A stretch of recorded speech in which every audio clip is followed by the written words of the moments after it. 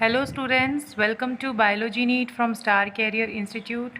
मैं हूं प्रिया सिंह और आज के टॉपिक में हम पढ़ने वाले हैं फंक्शन ऑफ प्लाज्मा मेम्ब्रेन यानी कोशिका झिल्ली के कार्य। तो कोशिका झिल्ली के कार्य हम डिस्कस करते हैं। इससे पहले वाले टॉपिक में हमने डिफरेंट मॉडल्स के बारे में स्टडी किया था और आज हम देखेंगे कि मेनली जो प्लाज्मा मेम्ब्रेन का फंक्शन होता है वो क्या होता है। ओके, तो पहला जो फंक्शन है प्लाज्मा मेम्ब्रेन का, दैट इज़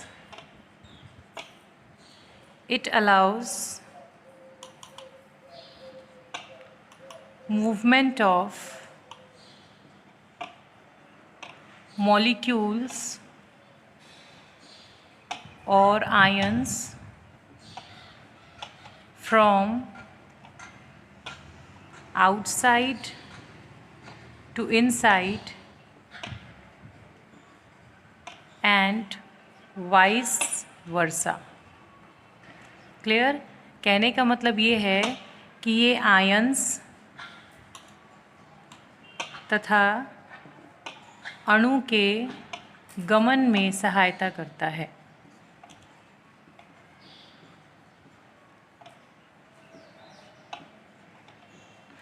अब ये गमन जो है चाहे बाहर से अंदर की तरफ हो या फिर अंदर से बाहर की तरफ। क्लियर? तो ये पहला फंक्शन है और ऐसा क्यों होता है? क्योंकि जो कोशिका झिल्ली होती है, प्लाज्मा मेम्ब्रेन जो होता है वो सिलेक्टिवली परमिएबल होता है। क्या होता है? Selectively permeable. तो सिलेक्टिवली परमिएबल का मतलब क्या होता है? ये चयनात्मक होता है। चयनात्मक झिल्ली होती है। तो चयनात्मक झिल्ली का मतलब क्या है कि ये चुने हुए कुछ मॉलिक्यूल्स को ही क्या करता है? अलाउ करता है from inside to outside movement के लिए।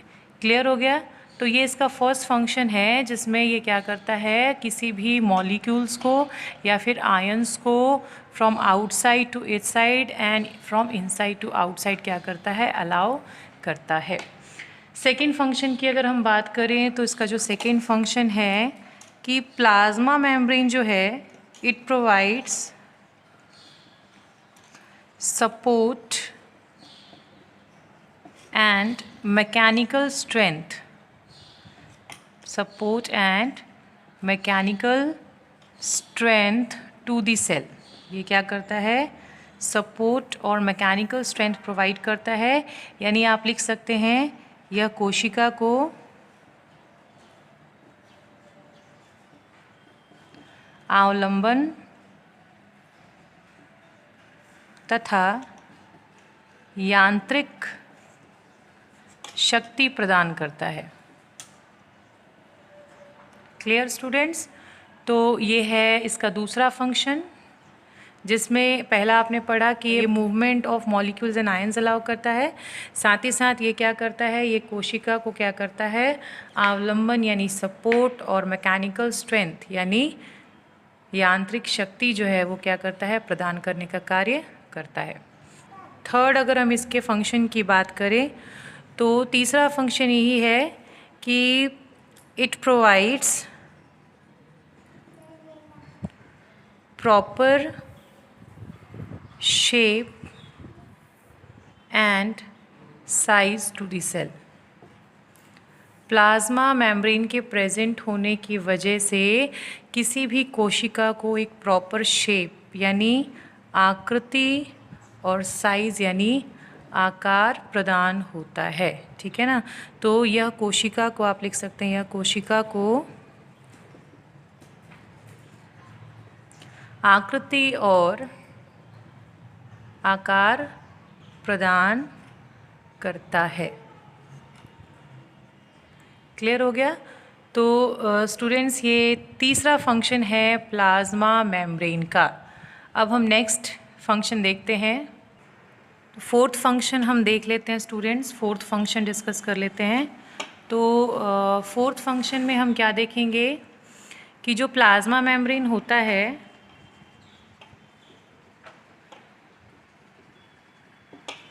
It helps in cell recognition, cell recognition. Cell recognition को हिंदी में कहते हैं हम लोग कोशिका पहचान। कोशिका पहचान यानी यहाँ पे समझने वाली बात आ जाती है कि जो हमारी प्लाज्मा मेम्ब्रेन होती है ये कोशिका के पहचानने में भी क्या करती है, मदद करती है। एक इम्पॉर्टेंट फंक्शन होता है। तो एक्चुअली में होता क्या है कि सेल रिकॉग्निशन के लिए जो प्लाज्मा मेम्ब्रेन होता है इसकी जो सरफेस होता है यानी जो सतह होती है उस पर ग्लाइकोप्रोटीन्स एंड ग्लाइकोलिपिड्स प्रेजेंट होते हैं। तो ये जो दोनों फैक्टर प्रेजेंट होते हैं जिसमें ग्लाइकोप्रोटीन और ग्लाइकोलिपिड्स है, यही क्या करते हैं, सेल रिकॉग्निशन में हेल्प करते हैं। अब इसका अगर मैं एग्जांपल लेना चाहूँ तो एग्जांपल में आप बता सकते हैं जैसे कि जब भी कोई स्पर्म जो होता है वो एग यानी ओवा के पास जाता है फर्टिलाइजेशन के लिए, तो जो एग होता है वो ओवा के सेल मेम्ब्रेन में क्या करता है, एंटर करने की कोशिश करता है। तो वहाँ पे जो एग का प्लाज्मा मेम्ब्रेन होता है, झिल्ली जो होती है वो क्या करती है, स्पर्म को पहले रिकॉग्नाइज करती है और उसके बाद उसको क्या करती है, इसके अंदर एंट्री लेने के लिए अलाउ करती है। So this is the example of cell recognition. Similarly अगर हम ब्लड एंटीजन्स की बात करें तो जो एंटीजन हमारी बॉडी में एंटर करते हैं तो हमारे बॉडी के कुछ अपने एंटीजन्स होते हैं और बाहर से कोई भी चीज़ एंटर करती है तो वो क्या है, वो भी एक तरह के एंटीजन होते हैं। तो हमारा जो सेल होता है, ब्लड सेल्स होते हैं, वो क्या करते हैं, इस टाइप के एंटीजन्स को रिकॉग्नाइज करते हैं। तो ये भी एक तरह का सेल रिकॉग्निशन का एग्जाम्पल है। ओके, अगर मैं एक इम्पॉर्टेंट बात बताना चाहूँ तो जो प्लाज्मा मेम्ब्रेन होता है, प्लाज्मा मेम्ब्रेन के सरफेस पे टोटल 30 एंजाइम्स जो होते हैं वो प्रेजेंट होते हैं। इन 30 एंजाइम्स में सबसे इम्पॉर्टेंट जो होता है that is ATPase enzyme. Clear, ये एंजाइम सबसे इम्पॉर्टेंट होता है। और ये जो एंजाइम होता है ATPase जो होता है ये क्या करता है, एक्टिव ट्रांसपोर्ट यानी हम कह सकते हैं कि सक्रिय परिवहन, क्या करता है, सक्रिय परिवहन में बहुत ही ज़्यादा मदद करता है। क्लियर हो गया। तो ये एक इम्पॉर्टेंट फीचर होता है प्लाज्मा मेम्ब्रेन का, या आप कह सकते हैं इम्पॉर्टेंट फंक्शन होता है। क्लियर। नेक्स्ट अगर हम फंक्शन की बात करें तो नेक्स्ट जो फंक्शन है that is 5th number point. Plasma membrane के सरफेस पे कुछ रेस्पिरेटरी एंजाइम्स प्रेजेंट होते हैं। रेस्पिरेटरी एंजाइम्स प्रेजेंट होते हैं जो क्या करते हैं, रेस्पिरेशन में हेल्प करते हैं यानी श्वसन क्रिया में मदद करते हैं। रेस्पिरेटरी एंजाइम्स को हम लोग श्वसन एंजाइम कहते हैं।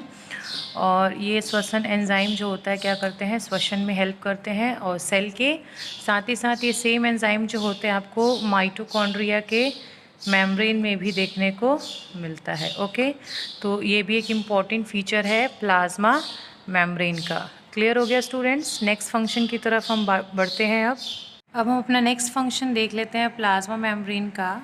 जैसे आपने पढ़ा कि जो प्लाज्मा मेम्ब्रेन होता है वो ट्रांसपोर्टेशन में हेल्प करता है यानी परिवहन में मदद करता है। ओके, तो जब हम प्लाज्मा मेम्ब्रेन में परिवहन की बात करते हैं तो ये जो ट्रांसपोर्टेशन होती है मेनली 2 टाइप से होती है। पहला जो टाइप है that is passive transport. Okay, इसको हम लोग निष्क्रिय परिवहन कहते हैं हिंदी में। और जो दूसरा है that is active transport. Active transport, इसको हम लोग हिंदी में क्या कहते हैं, सक्रिय परिवहन। तो ये 2 प्रकार के परिवहन जो होते हैं प्लाज्मा झिल्ली के द्वारा देखने को मिलते हैं। अब एक एक की बात कर लेते हैं। सबसे पहले हम बात करते हैं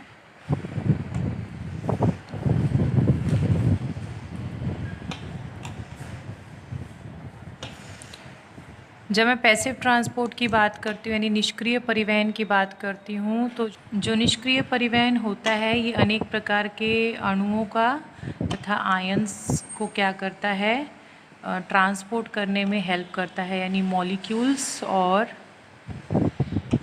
आयंस को।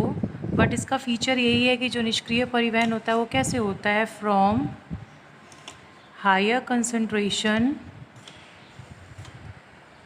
concentration to lower concentration, from higher concentration to lower concentration। यानी कहने का मतलब ये है कि किसी भी आयन्स या मॉलिक्यूल का जो गमन होगा यानी जो ट्रांसपोर्टेशन होगा फ्रॉम हायर कंसंट्रेशन यानी उच्च सांद्रता से निम्न सांद्रता की ओर होगा, उच्च सांद्रता से निम्न सांद्रता की ओर होता है। यानी जहाँ पे किसी भी मॉलिक्यूल्स आयन की कंसंट्रेशन है वो वहाँ से किस तरफ मूव होके जाएंगे, जहाँ पे उनकी कंसंट्रेशन क्या होगी, कम होगी। इसी तरीके से ये जो प्रोसेस होता है ये दो तरीके से फॉलो होता है। एक तो होता है डिफ्यूजन, जिसको हम बोलते हैं हिंदी में विसरण, और जो दूसरा होता है दैट इज़ ऑस्मोसिस। ऑस्मोसिस को हम लोग क्या कहते हैं हिंदी में, परासरण। ठीक है, तो परासरण भी वही है कि यहाँ पे भी उच्च जल सांद्रता से आप लिख सकते हैं, परासरण में भी क्या होता है, उच्च जल सांद्रता से निम्न जल सांद्रता की ओर, निम्न जल सांद्रता की ओर गमन होता है। लेकिन किसके द्वारा होता है, अर्धपारगम्य झिल्ली के द्वारा, अर्धपारगम्य झिल्ली के द्वारा होता है। यानी आप कह सकते हो अर्धपारगम्य झिल्ली को हम लोग क्या कहते हैं, through semi permeable membrane, through semi permeable membrane. Okay, तो इस तरीके से पैसिव ट्रांसपोर्ट होता है। एक चीज़ और इम्पॉर्टेंट मैं बताना चाहूँगी कि पैसिव ट्रांसपोर्ट में किसी भी एनर्जी का इस्तेमाल नहीं होता, means without any expenditure of energy, no energy is required here. इस प्रोसेस के लिए किसी भी एनर्जी यानी ऊर्जा का, आप लिख सकते हो ऊर्जा का व्यय यानी खर्च नहीं होता है। इस प्रक्रिया में ऊर्जा की रिक्वायरमेंट नहीं होती है। क्लियर हो गया? सो this is the passive transport, आप नोट कर सकते हैं। नेक्स्ट जो टाइप है दैट इज़ एक्टिव ट्रांसपोर्ट, तो वो भी हम देख लेते हैं कि एक्टिव ट्रांसपोर्ट किस प्रकार से होता है। नेक्स्ट हम एक्टिव ट्रांसपोर्ट की बात कर लेते हैं। जो सेकेंड अपना था दैट इज़ एक्टिव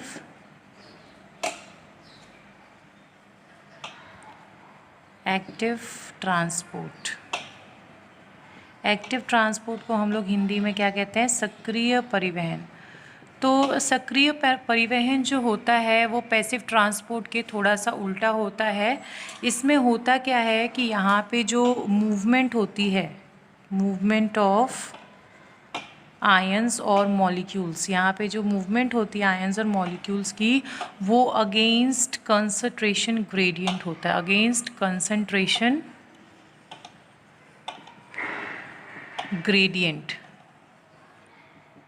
तो कंसंट्रेशन ग्रेडियंट क्या होता है, कंसंट्रेशन ग्रेडियंट का मतलब होता है कि सांद्रता प्रवणता, सांद्रता प्रवणता के विरुद्ध क्या होता है, आयंस या फिर मॉलिक्यूल्स का गमन होता है। यानी यहाँ पे आप इसका मीनिंग ये लिख सकते हैं, इट मीन्स, आप ये लिख सकते हैं यहाँ पे मीन्स करके, यानी इसका मतलब ये लिख सकते हैं कि यहाँ पे जो मूवमेंट होती है आयंस या मॉलिक्यूल्स की, that is from lower concentration to higher concentration, lower concentration to higher concentration. पिछले में आपने क्या पढ़ा था, from higher concentration to lower concentration. यहाँ पे उल्टा होता है, यहाँ पे लोअर कंसंट्रेशन से हायर कंसंट्रेशन की तरफ होता है। यानी निम्न सांद्रता वाले क्षेत्र से उच्च सांद्रता वाले क्षेत्र की तरफ क्या होगा, गमन होगा। और इसी ट्रांसपोर्ट को हम लोग क्या कहते हैं, एक्टिव ट्रांसपोर्ट यानी सक्रिय परिवहन। और इस ट्रांसपोर्ट में क्या होता है, एनर्जी इज़ रिक्वायर्ड। यहाँ पे एनर्जी का क्या होता है, रिक्वायरमेंट होता है, यानी ऊर्जा का व्यय होता है। और ये काम जो है एक्टिव ट्रांसपोर्ट जो है, इस एक्टिव ट्रांसपोर्ट को करने के लिए, यानी किसी भी आयंस या मॉलिक्यूल्स को एक तरफ से दूसरे तरफ भेजने के लिए वहाँ पे एक कैरियर प्रोटीन्स की ज़रूरत होती है। किसकी ज़रूरत होती है, कैरियर प्रोटीन्स की। कैरियर प्रोटीन्स को हम लोग हिंदी में क्या कहते हैं, कैरियर प्रोटीन्स को हम लोग हिंदी में कहते हैं वाहक प्रोटीन। क्या कहते हैं? वाहक प्रोटीन। ये वाहक प्रोटीन जो होते हैं प्लाज्मा झिल्ली की सतह पे उपलब्ध होते हैं और ये क्या करते हैं, from one side to another side, ये कैरियर प्रोटीन्स क्या करेंगे, इन मॉलिक्यूल्स को दूसरे तरफ भेजेंगे और इसके लिए ऊर्जा यानी एनर्जी की रिक्वायरमेंट होती है, जो कि कौन अवेलेबल करवाता है? एटीपी अवेलेबल करवाता है। कौन अवेलेबल करवाता है? एटीपी। एटीपी का फुल फॉर्म मैंने आपको बताया था, एडिनोसिन ट्राईफॉस्फेट होता है। एडिनोसिन ट्राईफॉस्फेट होता है। क्लियर हो गया? इसी तरीके से एक चीज़ और बता दूं कि ये जितनी भी ट्रांसपोर्ट होती है, ये एंजाइम परमिएज एंड ऑक्सीजन की प्रेजेंस में होता है। ये दो चीज़ की प्रेजेंस में एक्टिव ट्रांसपोर्ट होता है, एक तो परमीज एंजाइम की प्रेजेंस में और साथ ही साथ ऑक्सीजन भी प्रेजेंट होता है।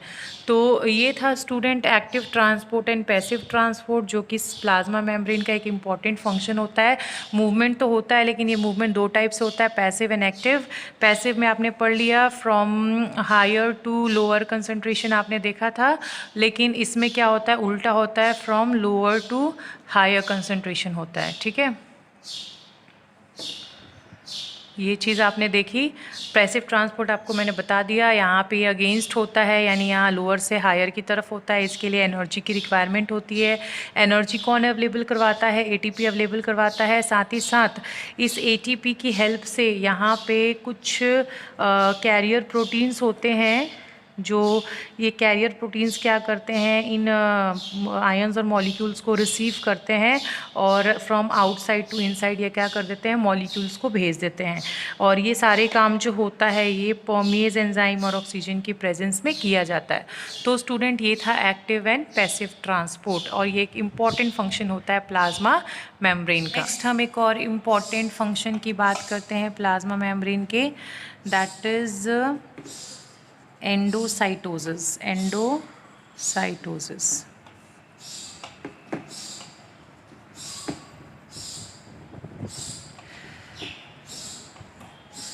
ठीक है। तो एंडोसाइटोसिस का मतलब क्या होता है? एंडोसाइटोसिस का मतलब होता है कि जो हमारा सेल होता है वो प्लाज्मा मेम्ब्रेन के थ्रू कुछ तरल कह सकते हो यानी लिक्विड और कुछ सॉलिड यानी ठोस, इन पदार्थों का ये क्या करता है, अंतर्ग्रहण करता है। अंतर्ग्रहण मतलब, अंतर्ग्रहण का मतलब क्या होता है, इंजेशन, ठीक है ना। तो ये क्या करते हैं, कुछ मटेरियल्स को इंजेस्ट करते हैं। सेल क्या करते हैं, कुछ मटेरियल को इंजेस्ट करते हैं, चाहे वो लिक्विड फॉर्म में हो चाहे वो ठोस फॉर्म में हो यानी सॉलिड फॉर्म में हो, तो इनका इंजेशन किया जाता है। तो इस प्रोसेस को हम लोग क्या कहते हैं, एंडोसाइटोसिस। अब एंडोसाइटोसिस जो होता है ये मेनली कितने टाइप्स का होता है, दो टाइप्स का होता है। तो फर्स्ट जो है दैट इज़ पिनोसाइटोसिस। पिनोसाइटोसिस कहते हैं। पिनोसाइटोसिस को हिंदी में कहते हैं कोशिका पायन। क्या कहते हैं, कोशिका पायन। इसी तरीके से जो दूसरा होता है that is second one is phagocytosis. Phagocytosis, phagocytosis को हिंदी में हम लोग कहते हैं कोशिका भक्षण। कोशिका भक्षण। तो ये दो प्रकार होते हैं। अब जनरली दोनों में मेन डिफरेंस क्या है, दोनों में मेन डिफरेंस यही है कि जो पिनोसाइटोसिस होता है इसमें क्या किया जाता है, सेल के थ्रू, प्लाज्मा मेम्ब्रेन के थ्रू आप कह सकते हो, प्लाज्मा मेम्ब्रेन के थ्रू लिक्विड मटीरियल का, लिक्विड मटीरियल का यानी आप कह सकते हो तरल पदार्थ का क्या किया जाता है, अंतर्ग्रहण किया जाता है। तरल पदार्थ का क्या किया जाता है, अंतर्ग्रहण यानी इंजेक्शन किया जाता है। तो जब तरल पदार्थ को लिया जाता है सेल के through with the help of plasma membrane, तो इसको हम लोग क्या कहते हैं, कोशिका पायन कहते हैं। इसी प्रकार से फेगोसाइटोसिस का बात करें तो फेगोसाइटोसिस में प्लाज्मा मेम्ब्रेन के थ्रू क्या किया जाता है, सॉलिड मटीरियल को क्या किया जाता है, इनगल्फ किया जाता है यानी इंजेस्ट किया जाता है। तो जब सॉलिड मटीरियल को इंजेस्ट किया जाएगा तो इसको हम लोग क्या कहते हैं, फेगोसाइटोसिस यानी ठोस पदार्थ का क्या किया जाता है, अंतर्ग्रहण किया जाता है। तो ये मेन डिफरेंस है दोनों में। और ये 2 टाइप के जो पार्ट होते हैं इनको हम लोग क्या कहते हैं, एंडोसाइटोसिस कहते हैं। तो ये this is also an important part of function of plasma membrane. और इन दोनों के फंक्शन में भी क्या होता है, ऊर्जा की खपत होती है। ऊर्जा का क्या होता है, ऊर्जा का व्यय होता है। क्लियर हो गया, यानी इस काम में भी ऊर्जा लगती है। तो ये एक इम्पॉर्टेंट फंक्शन होता है प्लाज्मा मेम्ब्रेन का। So students, this is all about the function of plasma membrane. I hope आपको समझ में आ गया होगा। अब आगे जो ऑर्गेनेल्स रह गए हैं बाकी के, जैसे कि गोल्जी अपैरेटस, एंडोप्लाज्मिक रेक्टिकुलम, अब हम एक एक करके ये भी शुरू करेंगे और जल्दी से अपने कोर्स को थोड़ा स्पीड में लेके चलेंगे, क्योंकि मुझे पता है अगर मैं नीट की तैयारी करवा रही हूँ तो मुझे थोड़ा सा स्पीड बढ़ाना पड़ेगा। और मैं पूरी कोशिश करूँगी कि मैं और भी ज़्यादा वीडियोज़ जो हैं आपके लिए अपलोड कर सकूँ। प्लीज़ मेरे वीडियोज़ को ज़रूर लाइक करें, शेयर करें और सब्सक्राइब करें, ताकि ज़्यादा से ज़्यादा बच्चे इसका फ़ायदा उठा सकें। आज के लिए थैंक यू।